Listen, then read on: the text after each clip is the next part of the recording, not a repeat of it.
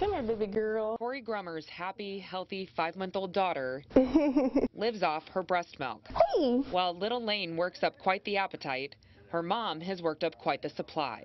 I didn't want to throw it away. I had too much and I felt like it was a lot of hard work, and so I started looking for places online. For the past 2.5 years since Lane's older brother was born, Grummer has taken her breast milk from the freezer to needy families through a Facebook group. I've met moms and met the actual babies too, and it's so fun to see, you know, them be able to have that. Because Grummer knows what it's like to be them. She needed donations for her son while he spent his first days in the NICU. I was desperate to give him breast milk and didn't feel like I had resources, and the NICU actually told me that they didn't have enough for all the babies. That's why a state representative is working to establish what many other states have, a breast milk bank. I feel like a lot of rural Arkansans maybe don't have access to milk as much, especially a lot of new, young, single mothers who maybe don't know about this resource. Representative Aaron Pilkington is still ironing out a lot of the details, but looking to leave the collecting, screening, and distributing up to the health department. A spokesperson says it's still too early in the process to comment. We want to make sure that they have enough milk, that we have enough access to it, so we're not waiting around hoping that we get enough from another state.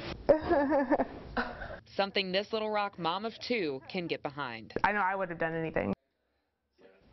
Legislation to allow women to get birth control without a prescription has failed in the past in Arkansas.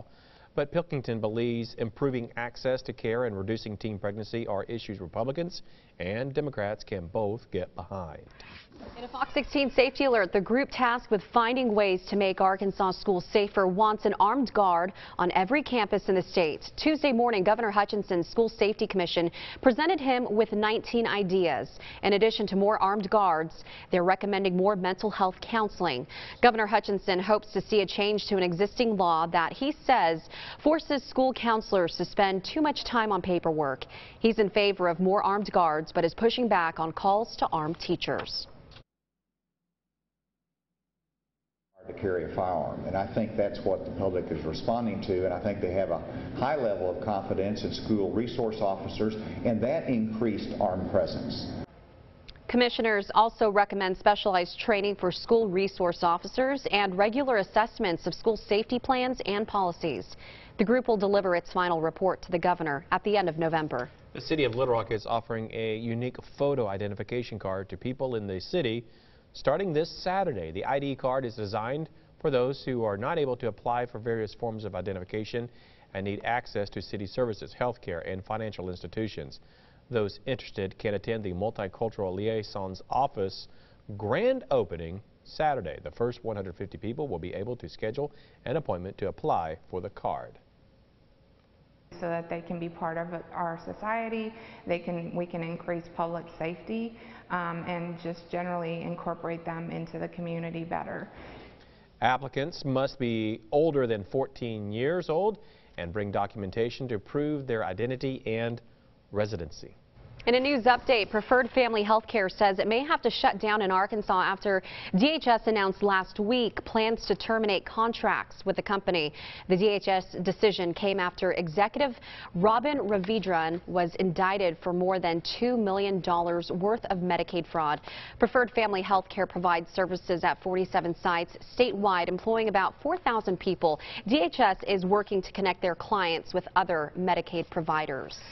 In a Fox 16 safety alert, RDOT is getting ready to break ground on an $87 million expansion project down Interstate 630. Now, if your commute takes you to or from West Little Rock to downtown, your drive will be looking pretty different in the coming weeks. Fox 16's Rebecca Jeffrey tells us what changes you can expect and how you can watch it unfold from the comfort of your own computer. New signs are popping up down a 3-mile stretch of Interstate 630 in Little Rock.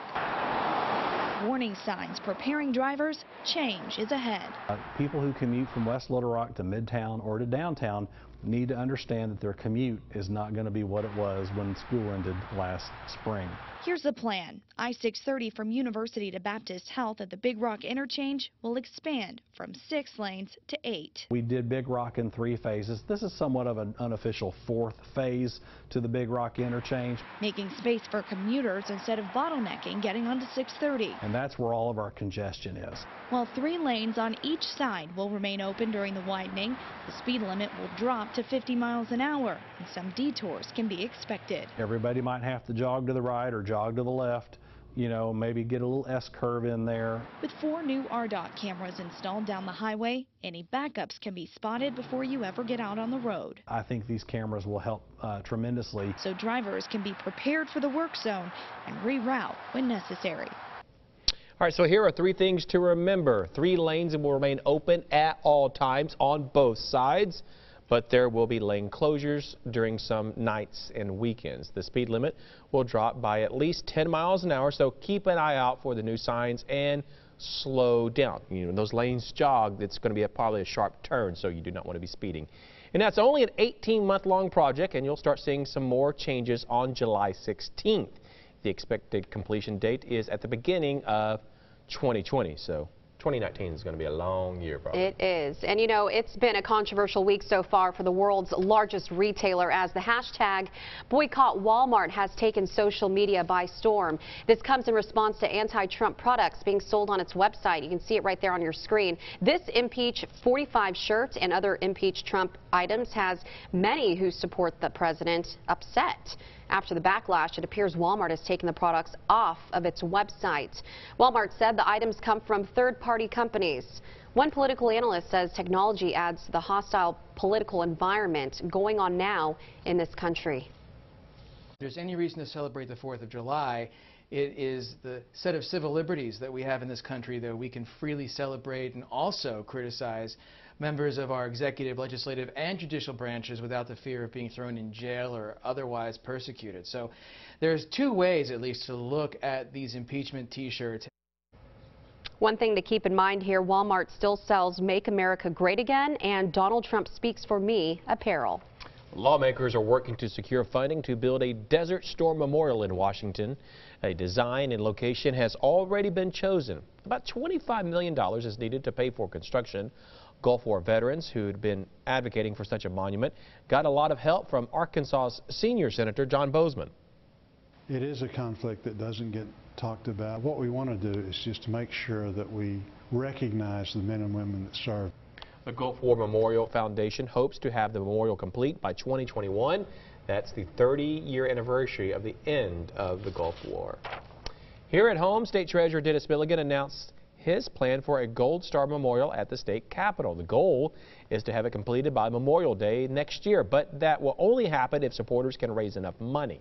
$350,000 is needed for construction and future maintenance.